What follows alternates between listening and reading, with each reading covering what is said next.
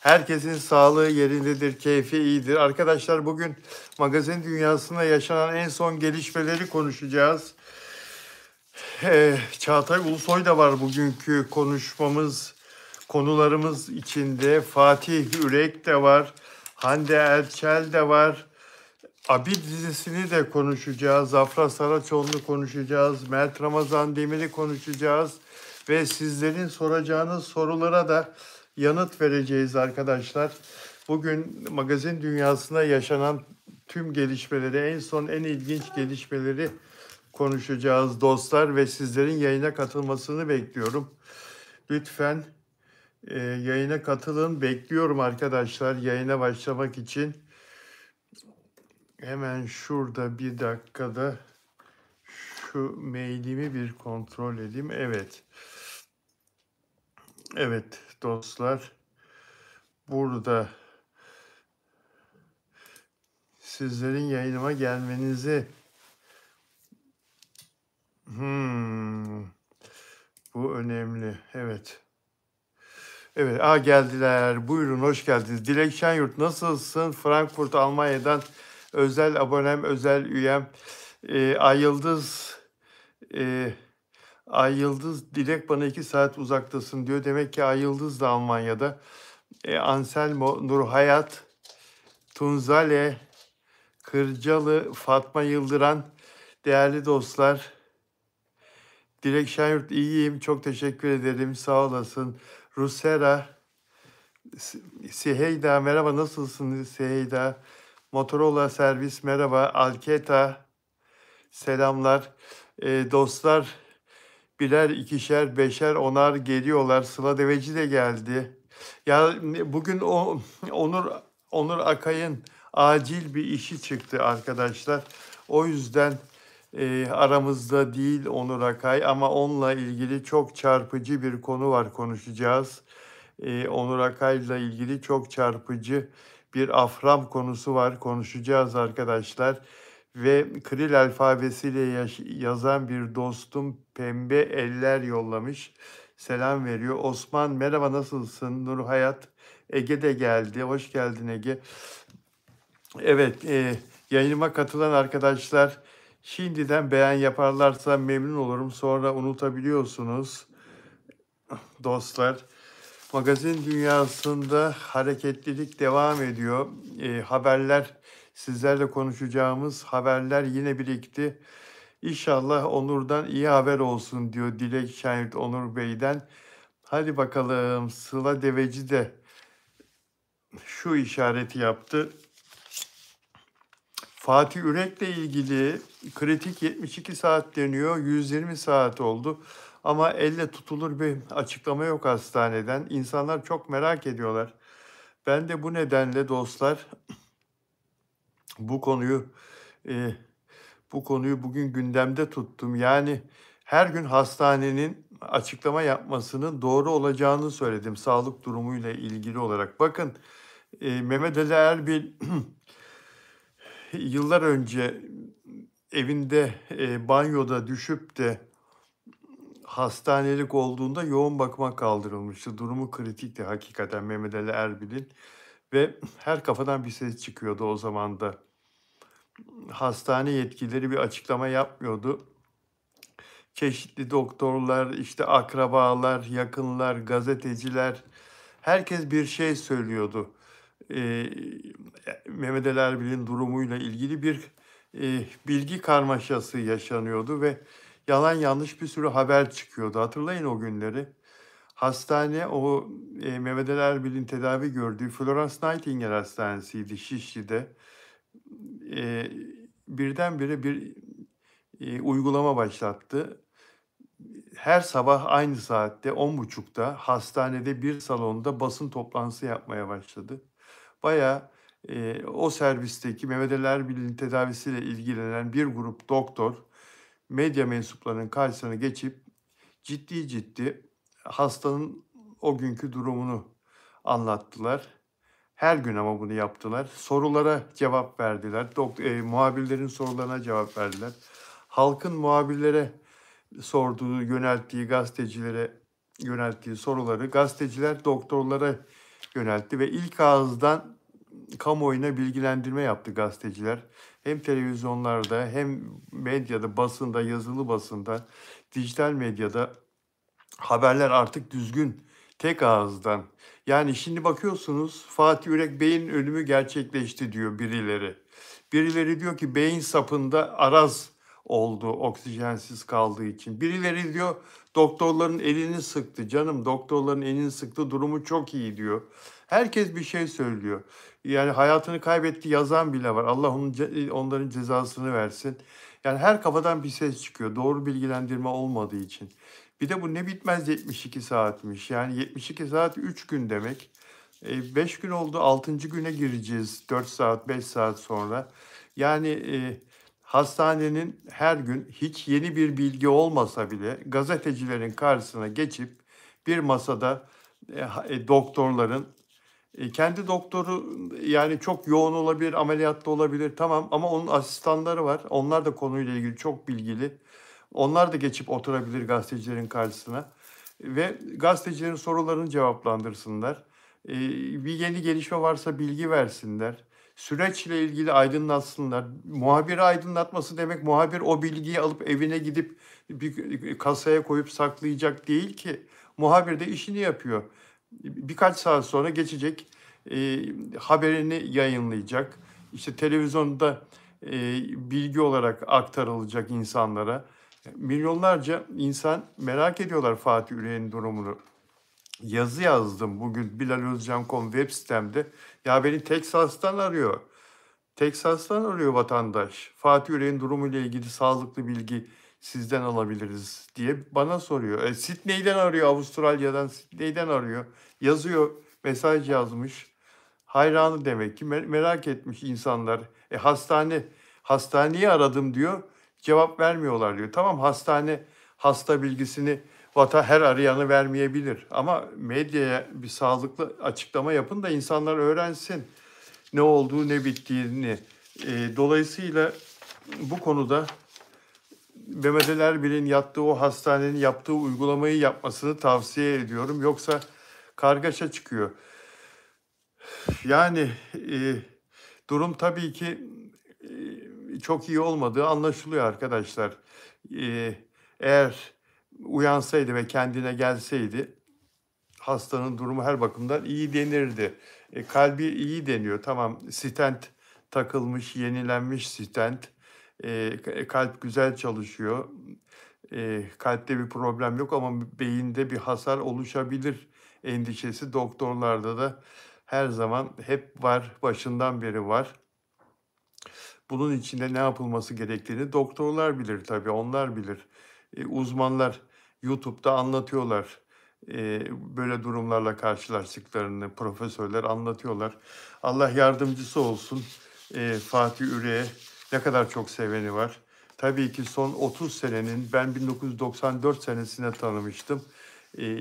Artık ilk Türkiye çapında parlamaya başladığı seneydi.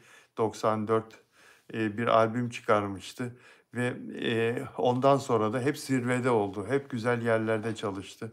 Türkiye'nin en iyi eğlendiren solistlerinden, şarkıcılarından biridir Fatih Yürek. Dolayısıyla insanlar onu çok sıcak bulurlar ve severler. Ekranlarda da biliyorsunuz hep yüksek reytingli programlarda sunuculuk yapmıştı. Allah şifa versin. Benim Dilek Şenyurt buradaydı. Frankfurt, Almanya'dan özel üyem, özel abonem. Diğer özel abonelerim burada mı? Yusuf Dündar aranızda mı şu anda? Özel abonem İstanbul'dan Yusuf Dündar. Burada mı acaba? Samiye Yüksel acaba burada mı? Nelida Manzano Arjantin'den özel abonem. Buradaysa ses versinler lütfen. Ve Delfina Dimasio Şili'den burada mı? Geçen gün Delfina'yı şöyle bir görür gibi oldum. Bir merhaba dedi ama sonra canlı yayından ayrıldı. Delfina ve Nelida Manzano Güney Yarımküre'de oldukları için çok saat farkı var tabii. Canlı yayınlarımıza yetişemiyorlar. Belki de uykuda oluyorlar. Dolayısıyla onlar daha sonra videoyu izliyorlar. Dilek Şenyurt, Ay Yıldız ancak sosyal medyadan takip edebiliyorum diyor. Ay Yıldız da mesajlaşıyor. Charlin burada. Charlin Tot. İzzet burada. Ee,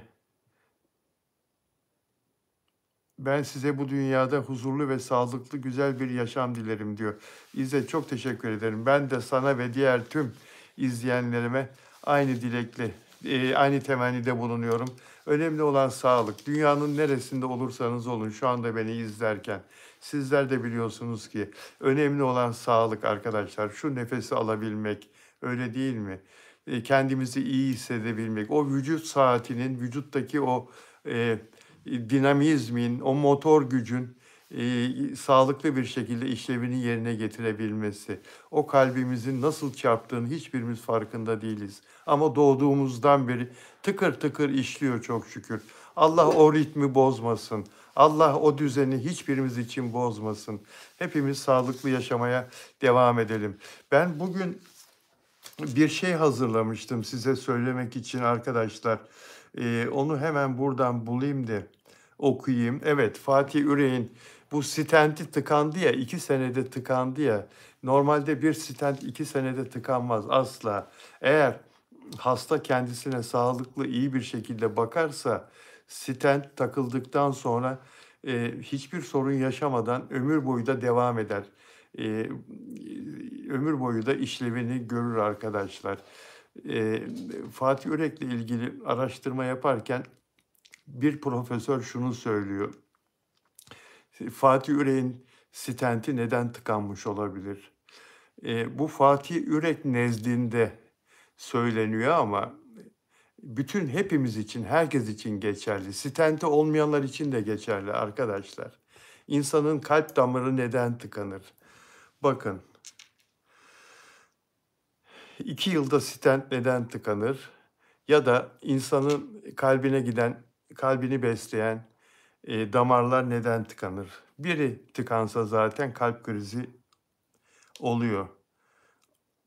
Eğer ileri yaştaysa doktor sağlık kontrollerinde doktor ona kan sulandırıcı verir zaten. 40 yaşından sonra kalp hastası olma, herkes kan sulandırıcı kullanmalı diyor doktorlar. Çünkü artık pıhtı yapmaya başlıyor yavaş yavaş damarlarda kan. Kan sulandırıcı, bu Coraspin denen bir aspirinin, bebe aspirini türü. Çok basit, 100 miligram alıyorsun. Kan sulandırıcıyı ve ilaçlarını kullanmayı ihmal ettiyse, alkol ve sigara içmeyi sürdürürse, uykuyu devamlı ihmal edersen, uyku o kadar önemli ki. Uyku deyip geçmeyin arkadaşlar. Uyku ilaçlardan daha önemli, biliyor musunuz? İnsan sağlığında. O kadar önemli ki. Kilonu vermezsen, fazla kilon varsa ve o kiloyla yaşamaya devam edersen, sağlığını yitirmemek için kilonu dengeli olacaksın kilo konusunda diyor bilim insanları. Hareketsiz yaşarsan, damar tıkanıklığını ortaya çıkan bunlardır. Ortaya çıkaran bunlardır diyor. 5 madde saymışlar. Kan sulandırıcıyı ve ilaçlarını kullanmayı bırakırsan, alkol ve sigara içersen, uykunu ihmal edersen, kiloluysan, kilonu vermezsen, bu aynı zamanda şu da demek, beslenmene çok dikkat edeceksin. Yeşillikler yiyeceksin, kırmızılardan yiyeceksin, kırmızı sebzelerden, yeşil sebzelerden bol yiyeceksin. Hareketsiz yaşamayacaksın. Günde 1 kilometre yürü. 1 kilometre yürü yeter. 2 kilometre yürürsen çok daha iyi. En iyisi 3 kilometre yürümektir. Fazlası abartma. Abartma. Yarım saat yürümektir. 3 kilometreyi yarım saatte yürür. Normal adımlarla bir insan. Neyse, bu konuyu Fatih Ürek'le ilgili olarak açtık. Fatih Ürek'in tabii ki gece hayatı mesleğinden dolayı çok yoğundu. Alkol, sigara, alkol mutlaka vardı. Sigarayı da bıraktı mı bırakmadı mı bilmiyorum. İlaçlarını ihmal etmiş olabilir ki doktorlar ihmal etmese böyle olmazdı diyor. Uyku problemi işte gece çalıştığı için olabilir. Biraz kilo almıştı son zamanlarda. Ondan dolayı da olabilir. Bu arada menajeri bugün yazılı bir açıklama yaptı. Mert Bey, menajeri Fatih Ürek'in ve Fatih Ürek'in kesinlikle zayıflama iğnesi kullanmadığını söyledi ve mali durumunun da normal olduğunu, bir sıkıntısı olmadığını, bir para problemi olmadığını açıkladı. Bunu da buradan ileteyim. Evet dostlar, mesajlarınıza hemen bir bakıyorum hızla. Hatice hoş geldin. Jamal Master hoş geldin. Evet.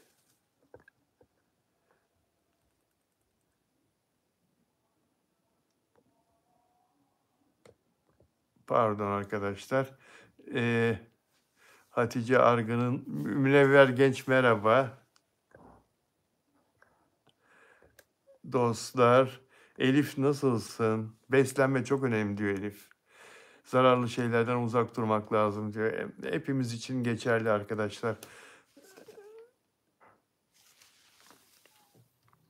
Melahat, evet. Bazı insanları engellemek zorundayım. Elif teşekkür ederim. Sen nasılsın? Ruth Melo merhaba. Brezilya'dan. Hola Ruth. Hola, hola. Svitlana, Banu Kavaş, Nuray Yaylacı, kulak çınlatan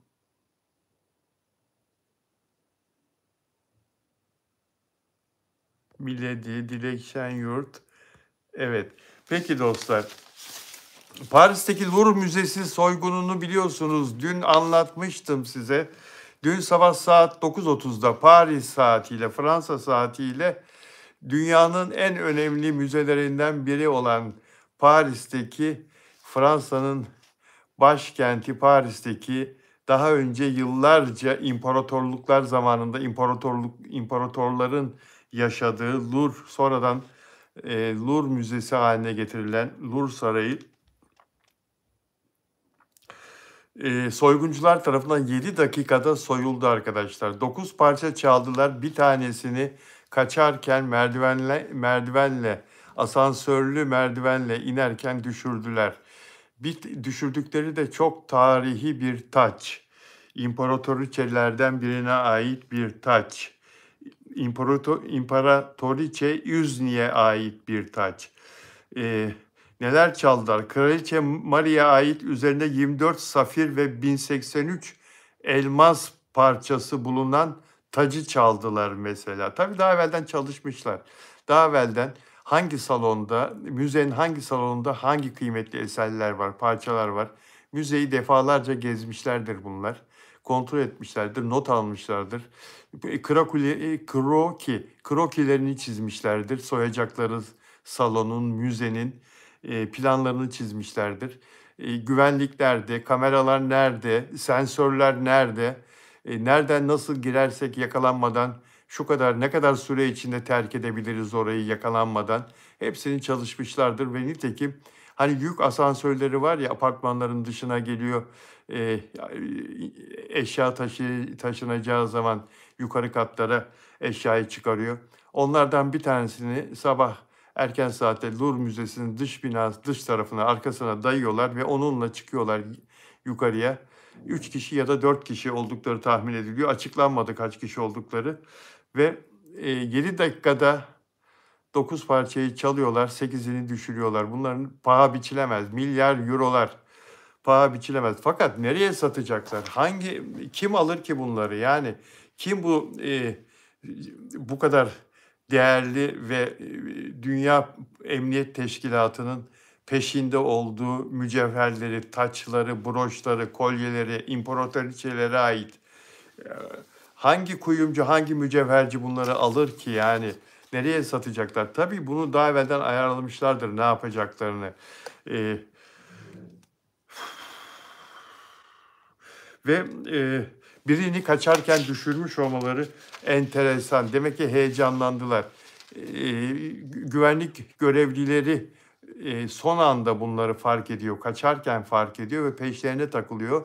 İddiaya göre peşlerine takıldığını görünce içlerinden bir tanesi heyecana kapılıyor. Güvenlikçiler geliyor diyor ve kucağından kayıp düşüyor bu parça. Sonra da motosikletlere binip kaçıyorlar arkadaşlar. Motosikletlerle kaçtılar. Her tarafta mobese kameraları var. Tabii Paris'te, İstanbul gibi her yerde kameralar var. Nereye kadar kaçarsın? Nasıl yaptılarsa planı herhalde birkaç cadde geçip ondan sonra araç değiştirdiler. Sonra yine araç değiştirdiler. İzlerini kaybettirene kadar araç değiştire kaçtılar. Ancak mutlaka şu anda bir yerde gizleniyorlar ve Fransa Cumhurbaşkanı bir açıklama yaptı. Macron çalınan eserlerin geri alınacağını söyledi ve hırsızları yakalayacağız, adalete teslim edeceğiz, halkıma söz veriyorum dedi Fransa Cumhurbaşkanı. Müze çalışanlarını basın muhabirler sorguladı. Müzede güvenlikçileri değil, diğer birimlerde çalışanları, muhabirler kendilerine sorular yönelttiler. Bu hırsızlık nasıl gerçekleşti sizce? Burası çok iyi korunmuyor muydu? Müze çalışanları güvenlik önlemlerinin yetersiz olduğunu ve personel eksikliğini soyguna zemin hazırladığını belirttiler. Bak sen, dünyanın en iyi korunan yeri diye bilinen Louvre Müzesi'nde güvenliğin zayıf olduğunu bizzat çalışanlar söylüyor. Her gün 35 bin insan ziyaret ediyor. Dünyanın her yerinden Fransa'ya, Paris'e gelen turistler Louvre Müzesi'ne uğramak isterler. Oradaki Mona Lisa tablosu orada mesela. Yani oradaki çok kıymetli eserleri görmek isterler.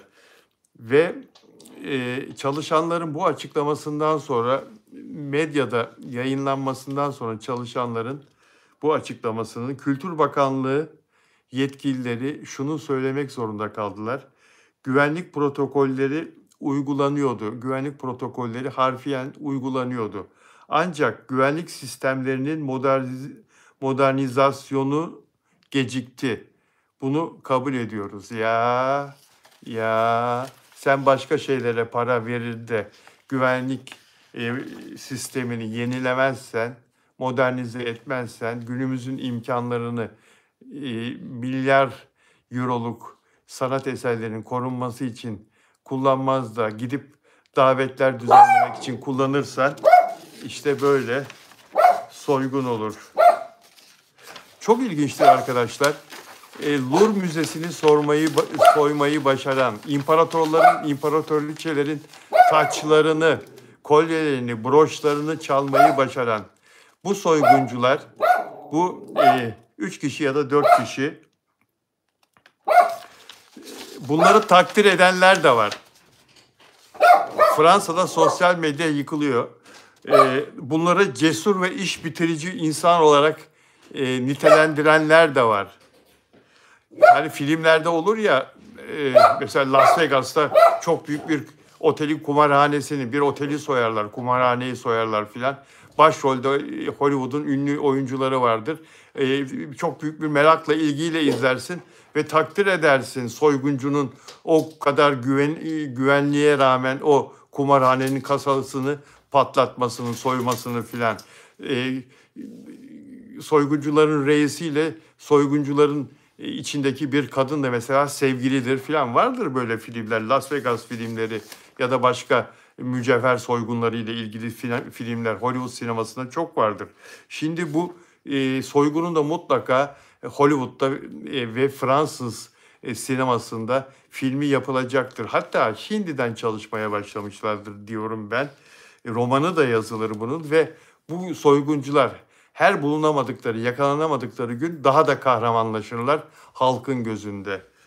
Çünkü düşünebiliyor musunuz? Bu modern çağda sensörlerle her şeyi kontrol edebiliyorsun. Kameralarla her sokağı, her caddeyi, her binayı kontrol edebiliyorsun. Ya Louvre Müzesi gibi bir yerin arkasında kamera olmaz mı? İnsanlar oraya metrelerce yüksekliğinde yük asansörü getiriyorlar, dayıyorlar. Onu oraya getirip dayanması belli yollardan geçiyor. Hey paşam, nereye götürüyorsun bunu demez mi? İnsanlar sormaz mı? Yani koca yük asansörü müzenin arkasına bu müzenin arkasında önünde kameralar yok mu? Ne getirdiler bunu buraya? İnsanlar buraya çıkarken, hırsızlar çıkarken hiçbir güvenlik içeride monitörlerden bakmıyor mu? Hayret. Bir tanesi de yazmış. Bu soyguncular çaldıkları mücevherleri iade etsinler ama şu şartla: hiçbir şekilde hapsedilmeyecekler. Ömür boyu onlara çok iyi maaş bağlanacak. Devlet onlara bir kadro verecek, işe alacak ve Fransa devletinin her türlü kritik kurumlarındaki güvenlik personelini bu insanlar eğitecek. Baksana fikre. Baksana fikre. Yani adamlar kahramanlaştırılıyor. Her yakalanmadıkları günde halkın gözünde büyüyecekler.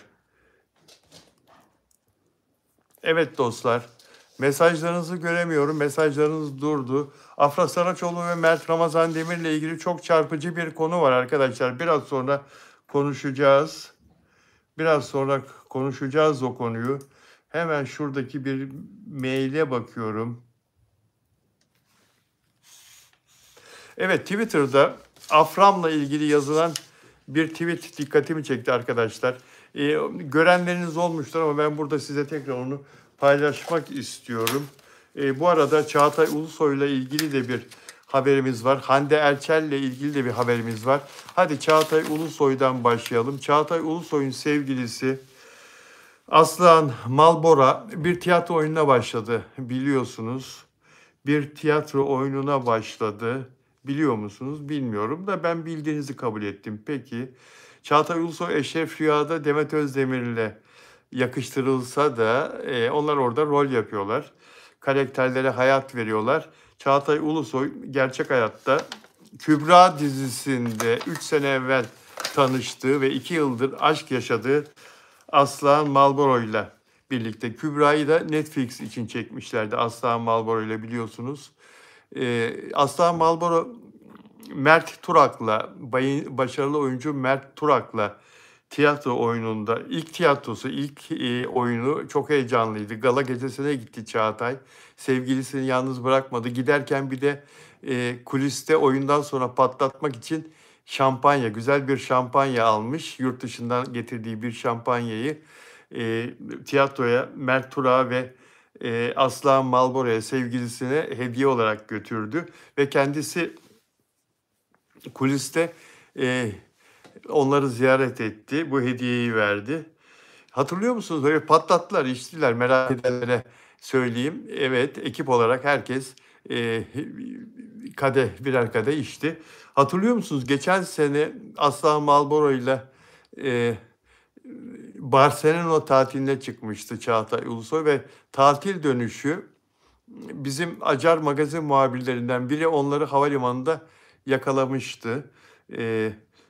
Söylemezsem olmaz kamerası ve muhabiri yakalamıştı onları havalimanında. Aslan Malboro'ya soru soruyor muhabir. O sırada Çağatay Ulusoy da daha geride. Yani terminalin içinde, artık pasaporttan çıkmışlar. Valizlerini alıp havalimanından çıkacaklar. Aslan Malboro ile muhabirin konuştuğunu görünce Çağatay Ulusoy pır kayboluyor. Pır kayboluyor. Çekilmemek, onu çekmesinler. Görüntülenmemek için. Ya orada sevgilisini bıraktı, kızı bıraktı, kaçtı adam. Gazeteciler çekmesin, aşkı görüntülemesinler. İşte kendisinin ilişki yaşadığı ortaya çıkmasın. Artık ne düşündüyse, biz de o zaman ekrandan çok eleştirmiştik Çağatay Ulusoy'u. Ya böyle şey olur mu? Delikanlı adam sevgilisini bırakır kaçar mı filan diye çok söylenmiştik. Ve bu aşkın uzun ömürlü olmayacağını söylemiştik. Ya demiştik Aslan Malboro'ya, kızım yani vakit varken sen de aklını başına al. Bak adam seni bırakıp gitti işte. Yarın bir gün de bu ilişkide yüzüstü bırakır yani. Bu adama nasıl güveneceksin filan diye bayağı da bir kızcağıza da böyle bir eleştiri, üzüntü yaratmıştık, yaşatmıştık. Çünkü biz de yani gördüğümüzü yorumluyoruz. Adam bıraktı gitti, ya gelsene. Sevgilinin yanına gel, elini tut. Artık yakalanmışsınız, ne kaçıyorsun? Yani onunla beraber sorulara cevap ver. Sevgilinin yanağından makas al. Ne bileyim ben yani güzel güzel görüntü ver. Şimdi ise artık ilişkiye alıştı, aşkı kabullendi. Demek ki Çağatay Ulusoy sevgilisini geldi en ön sıradan izledi, ayakta alkışladı. Aslan Malboro da iyi oyuncudur. İlk tiyatro deneyimini çok güzel, ilk oyunu çok güzel yaşadı, çok güzel gerçekleştirdi. Evet, mutlulukları devam etsin. Çağatay Ulusoy bizi de şaşırttın, aşkına sahip çıkarak. O süreçten sonra sevgilinle demek ki onun gönlünü almayı başardın ve bugünlere geldiniz. Hande Erçel'in Metin Akgülger'le oynadığı Hande Erçel'in oynadıkları bitmiyor. Sinema filmi, dizi, birini konuşuyoruz, vizyona giriyor, yayınlanıyor. Ondan sonra hop sıradaki geliyor. Çekilmiş, bitmiş oluyor. Hande Erçel'in yeni bir dizisi ya da yeni bir sinema filmi daha geliyor arkadan biz konuştuktan sonra. Bizim konuştuğumuz yayınlanıyor, oynuyor. Yayından bitiyor, vizyondan kalkıyor. Hop bir bakıyorsun bir tane daha. Ya da birisi oynarken, bir filmi, bir dizisi oynarken hop bir başkası yayın. Ya ne kadar çok çalışıyorsun Hande Erçel. Ne çalışkan bir kızsın ya. Helal olsun sana. Aferin. Ama şu dizi... Of, bu son dizinin reytingleri olmadı değil mi? Hande Erçel kafasına takmaz ama ya. Çok başarılı işler yapıyor zaten. O olmazsa başkası geliyor. Hangisi geliyor? Metin Akdülger'le çektikleri sinema filmi geliyor. İki Dünya Bir Dilek. Yaklaşık bir ay sonra sinema filmi dijitalde Prime Video'da yayına girecek 25 Kasım'da. Hande Erçel'in hikayesi. Hikayeyi Hande Erçel yazmıştı. Senaryoyu demiyorum, hikayeyi diyorum. Hikaye genel hatlarla yazılır. Hikaye 5-6 sayfada olabilir, 2-3 sayfada olabilir, 8-10 sayfada olabilir ama senaryo yüzlerce sayfa. Yüzlerce sayfa. Her bölüm için ayrı ayrı. Ee, ve önce Prime Video'da yayınlanacak. Önce dijitalde yayınlanacak. Sonra sinemalarda da gösterilecek.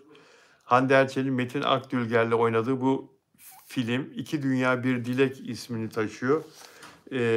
Ve enteresandır, bizi Rusya'dan izleyen dostlar için söyleyeyim bunu.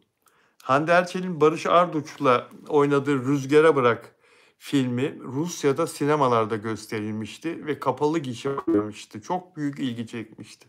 Çok büyük ilgi çekmişti Rusya'da. O öyle olunca Hande Erçel'in bu Metin Akdülger'le oynadığı sinema filmi de Rusya'da sinemalarda gösterilecekmiş arkadaşlar.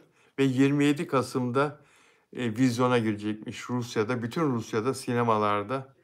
Yine aynı ilgiyi göreceği söyleniyor. Hande Erçel'i Rusya'da çok seviyorlar, çok beğeniyorlar. Hande Erçel'i her yerde çok seviyorlar, beğeniyorlar.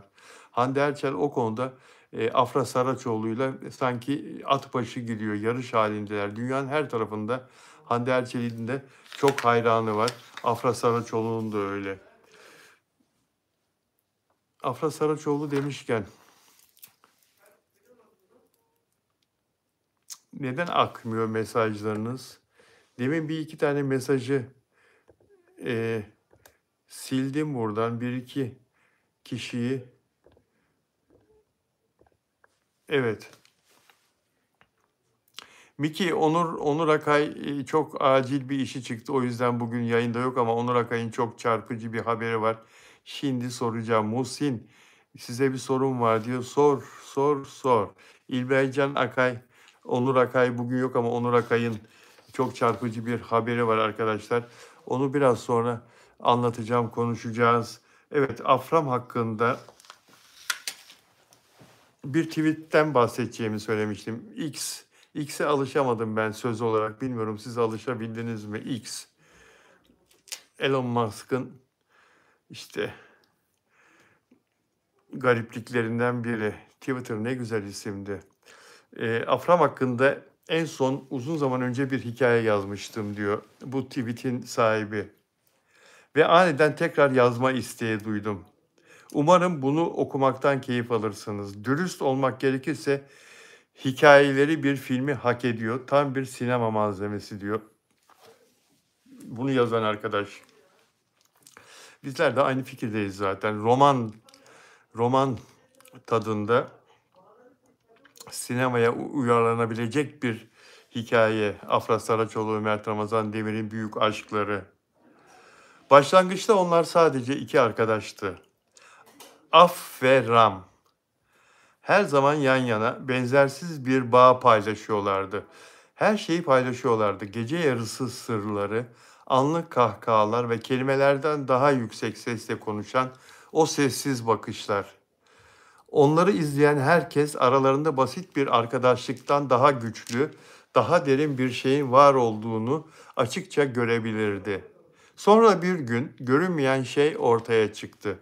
Bir zamanlar imkansız gibi görünen şey birdenbire doğal gelmeye başladı. Zahmetsizce, tereddüt etmeden sanki kalpleri nereye ait olduklarını hep biliyormuş gibi bir çift oldular. Bu bir kanıttı. Neredeyse kaderin yazdığı mantıklı bir sonraki adımdı. Birlikte olmak aralarındaki bağı koparmadı. Aksine güçlendirdi. Aşkları hem şefkatli hem de güçlüydü. Yıllar süren dostluğun üzerine kuruluydu. Af ve Ram artık sadece arkadaş değillerdi. Sadece sevgili de değillerdi. Nadir, sağlam ve gerçek bir biz olmuşlardı. Kimileri buna şans der. Başkaları buna kader der. Ama gerçeği biliyorlar. Onların hikayesi en başından beri vardı ve sessizce çiçek açmak için doğru anı bekliyordu. Kimileri buna şans der. Başkaları buna kader der. Ama gerçeği biliyorlar. Onların hikayesi en başından beri vardı ve sessizce çiçek açmak için doğru anı bekliyordu. Evet, bu kadar. Çok güzel yazmış arkadaş. Çok güzel bir anlatım olmuş. Afram için Dilek Şenyurt, hadi inşallah güzel bir anlatım o, güzel bir haber olsun diyor. Melahat Veliyeva aynen diyor. Çok güzel diyor Seyran Ferit Yalıçapkını. Gerçekten çok güzel arkadaşlar. Abi dizisinde başrolde Afra Saraçoğlu, Kenan İmirzalıoğlu biliyorsunuz ve Diren Polatoğulları. Diren Polatoğulları Afra Saraçoğlu'nun canlandırdığı Seyran karakterinin babasıydı Yalı Çapkını'nda. Afra Saraçoğlu'yla Diren Polatoğulları Abi dizisinde yine buluştular arkadaşlar. Çağla Öncü, Afram'ın karakteri, avukat Çağla Öncü'nün yani Afra Saraçoğlu'nun abisi gibi gördüğü Behram Sancar karakterini canlandıracak. Yine Afra Saraçoğlu'na çok yakın olan bir kişiyi, dizideki karakterine çok yakın olan bir karakteri canlandıracak Diren Polatoğulları. Diren Polatoğulları çok değerli bir oyuncu, hepimiz biliyoruz. Çok iyi rol yapan, insan olarak da çok iyi bir insan. Hepimiz onu çok seviyoruz. Afra Saraçoğlu'nda kol kanat gerer. Afra Saraçoğlu'nda kollar dizide, sette. Afra Saraçoğlu'nu kimse üzemez zaten. Buna hiç kimse müsaade etmez ama Diren Polatoğulları da onu çok seviyor. Afra da onu çok seviyor. Birlikte çok güzel bir 3 sezon geçirmişlerdi Yalı Çapkını dizisinde, değil mi arkadaşlar? Kenan İmirzalıoğlu bildiğiniz gibi Cerrah Doğan karakterini canlandırıyor. Doğan Hancıoğlu karakterini canlandırıyor. Ege bölgesinde bir devlet hastanesinde çalışan ve yıllardır ailesinden uzakta yaşayan bir cerrah, devlet hastanesinde çalışan cerrahı canlandırıyor ve İstanbul'a ailesinin yanına geliyor kardeşinin düğünü için. Sonra da geriye gidemiyor yaşananlardan, ani gelişmelerden dolayı. Babası Tahir Hancıoğlu, ailenin babasını Tahir Hancıoğlu karakterini çok değerli oyuncu Tarık Pabuççuoğlu oynayacak. Kast belli oldu artık arkadaşlar. Kenan İmirzalıoğlu'nun oynayacağı karakterin kız kardeşi Meleği Asude Kelebek, oyuncu Asude Kelebek. Abisi Sinan'ı değerli oyuncu Sinan Tuzcu canlandıracak. Abi dizisi artık bugün yarın sete çıkacak arkadaşlar. Eli kulağındadır. Ve bizler Mert Ramazan Demir'in dizisinin bir an önce çekime, sete geçmesini bekliyoruz. Yusuf karakterini bir an önce ekranlarda görmek istiyoruz. Tıpkı e, Çağla Öncü karakterini, Afra Saraçoğlu'nu görmek istediğimiz gibi. Aynı zamanda inşallah ekrana gelmeye başlarlar. Reyting yarışına girerler. Bakalım kim baskın çıkacak?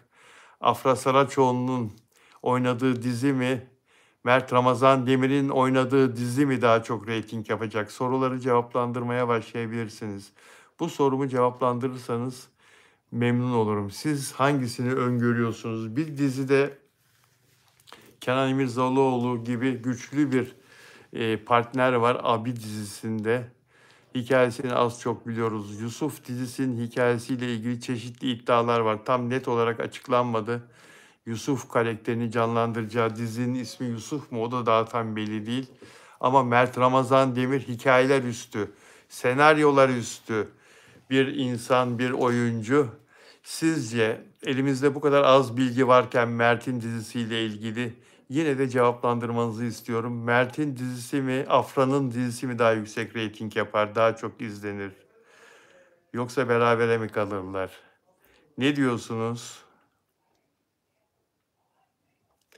Onur Akay yarın canlı yayına gelemeyecek. Onur Akay ile Perşembe ve Cumartesi yapacağız arkadaşlar. Yarın canlı yayında İpek Canpulat olacak. Astrolog, astroloji uzmanı, astrolojilerin prensesi, astroloji uzmanı, ünlü astrolog, astrologların prensesi. E, geçenlerde canlı yayınıma geldi ve çok güzel bir yayın oldu. Çok da sevdiğiniz kendisini. İpek Canpulat'ı hep görmek istediğinizi söylediniz. Ben de kendisine rica ettim. Haftada 2 gün İpek Canpulat, ünlülerle de arası çok iyi. Pek çok ünlü isminde çok yakın arkadaşı. Ünlülerin de çok iyi sırlarını bilen birisi. Yavaş yavaş o sırları da alırız burada. Aman ipeyi korkutmayın.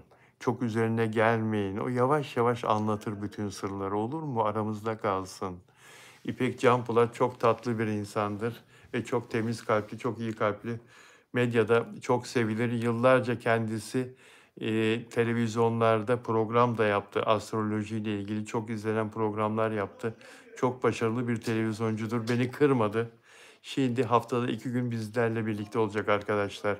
Onur abi bugün Afram'la ilgili Dilek Şenyurt bütün Türkiye duydu Bilal Bey diyor, aramızda kalsın diyor. Ya Dilek, benim diğer abonelerim burada mı? Sizler de dilerseniz abone olabilirsiniz arkadaşlar.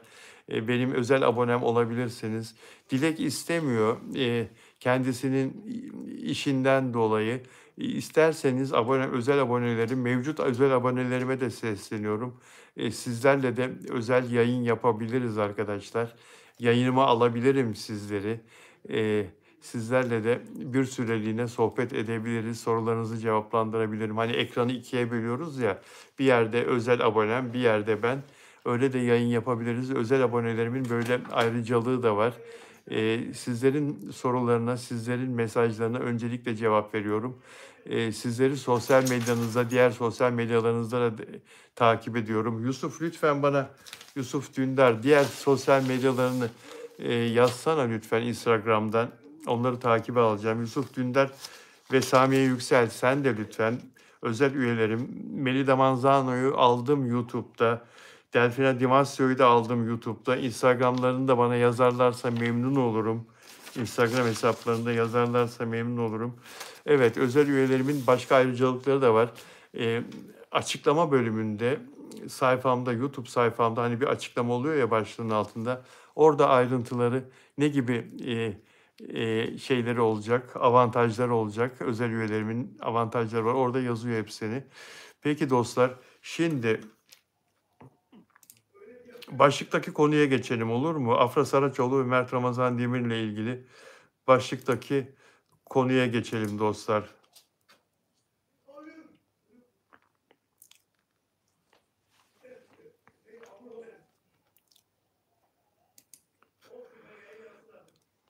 Evet.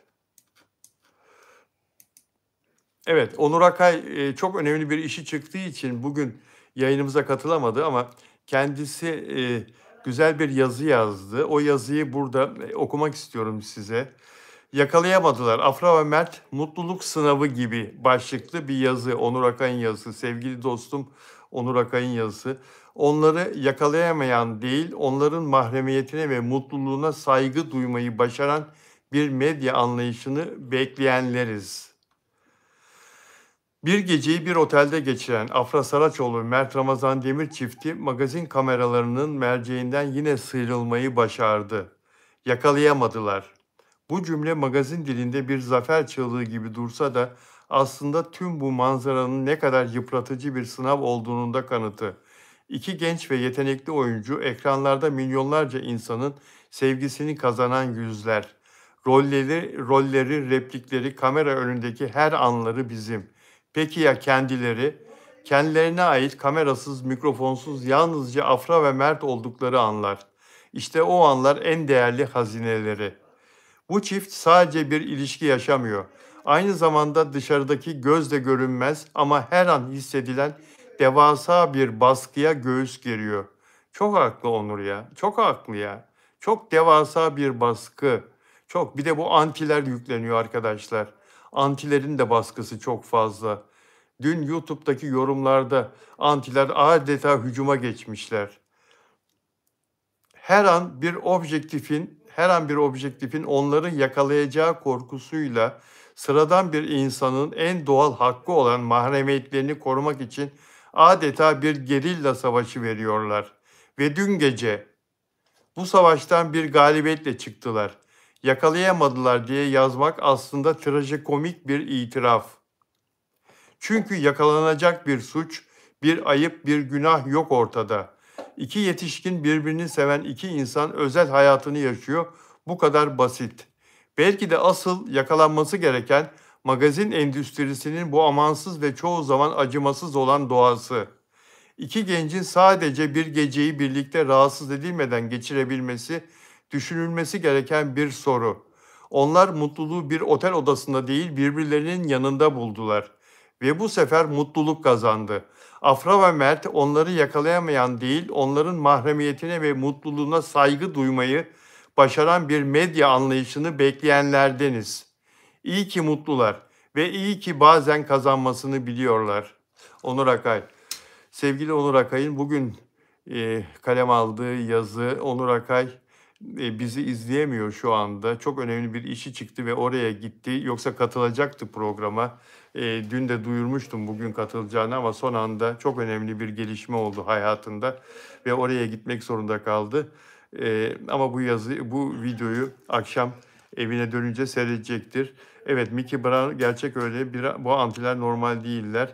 Nur Hayat bana selam verdi. Dostlar, evet, sorularınız varsa lütfen yazabilirsiniz. Onur Akay'ın söylediği, anlattığı bu yazı, bu konu çok açık.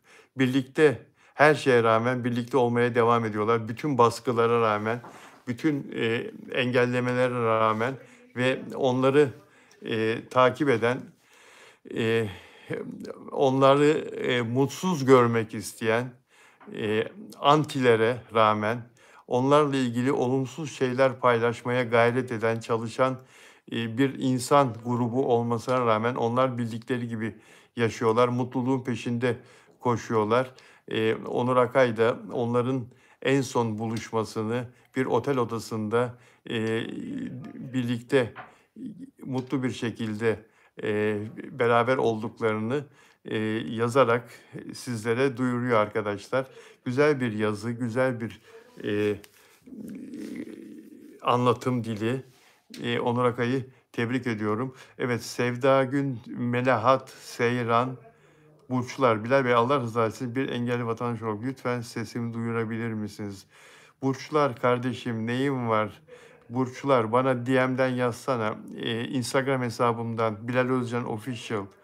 DM'den yaz. Elimden bir şey gelirse yaparım. Semra Karadaş, bir kere görsek ne olur? Biz de özledik onları diyor. Evet, herkes aynı şeyi istiyor Semra. Herkes onları birlikte beraber görmek istiyor ama öyle olursa alt üst olurlar.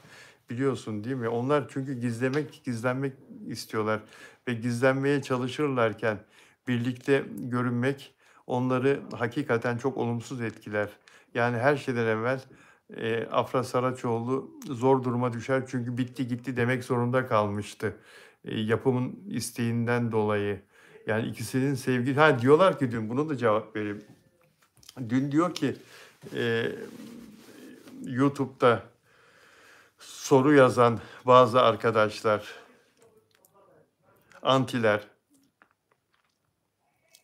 bir başkası olsa bu yorumları siler. Silmiyorum, bırakıyorum orada. YouTube'da her giren görsün diye. Zaten benim yerime e, Afra ve Mert'in mutluluğunu isteyen dostlar, dünyanın neresinden olursa olsun onların cevabını yazıyorlar. Onlara cevap veriyorlar. Dünyanın her yerinden Afra'nın mutluluğunu isteyen o kadar çok insan var ki Afra'nın ve Mert'in mutluluğunu isteyen. Diyorlar ki ya ben diyormuşum ki ve dedim bunu tabii, diyorum da tabii ve savunuyorum, arkasındayım da. Afra ve Mert'in sözleşmelerinde sevgili olarak görünmeyecekler, ilişki yaşamayacaklar, işte aşk yaşamayacaklar, hele birbirleriyle hiçbir zaman birlikte görünmeyecekler diye özel maddeler varmış, imzalamışlar. Bunu uymazlarsa bu maddeye çok büyük ceza varmış. Ben böyle söylüyormuşum. Söylüyorum tabii. Söyledim tabii. Bu maddeler var tabii. Diyorlar ki bunu söyleyen antiler. Ya OGM Pictures'ın bir sürü dizisi var, bir sürü başrol oyuncusu var. Onlar niye aşk yaşayabiliyorlar? Onlara niye yasak yok? Ya siz bu kadar cahilseniz ben ne yapayım? Ben ne yapayım? Siz bu kadar neyin ne olduğunu farkında değilseniz, siz bu kadar bir şeyi süzmekten, bir konuyu süzmekten, bir konuyu ölçüp tartmaktan acizseniz, Afra Saraçoğlu ve Mert Ramazan Demir'le diğer dizilerdeki oyuncuları bir tutabiliyorsanız, onların farkını göremiyorsanız ben ne yapayım kardeşim? Ben ne söylesem boş. Afra Saraçoğlu ve Mert Ramazan Demir Türkiye'nin şu anda Hande Erçel'le birlikte dünya çapında en çok tanınan, bilinen, takip edilen oyuncuları. Bunu öngöremiyor musunuz? Bunun farkında değil misiniz?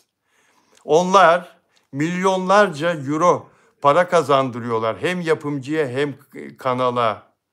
Bu diziler satıldığı zaman milyonlarca euro para girecek yapımcının cebine. Eğer öyle olmasa, geçen gün bir arkadaş yazdı burada.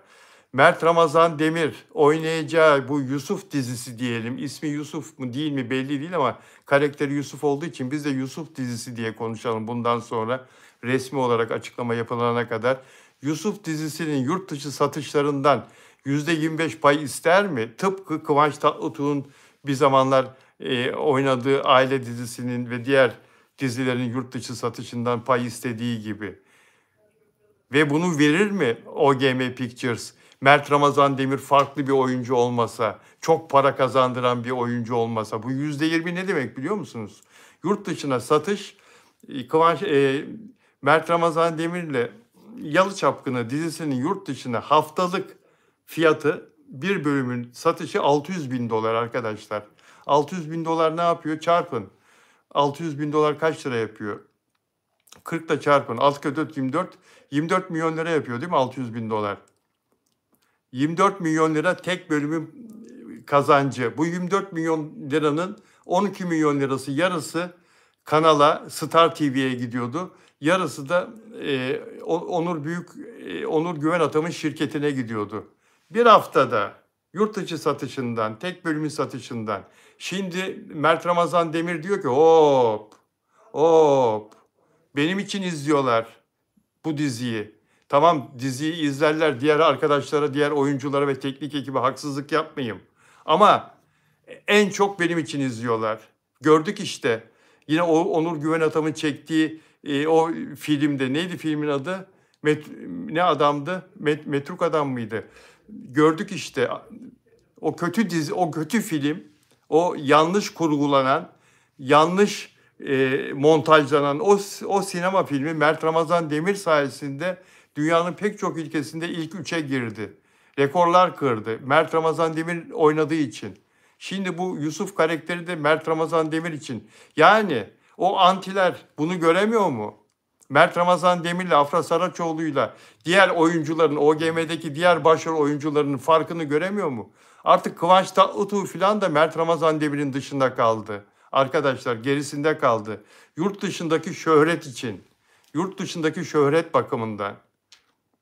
Mert Ramazan Demir ve Afra Saraçoğlu Hande Erçel'le birlikte herkesi geçti.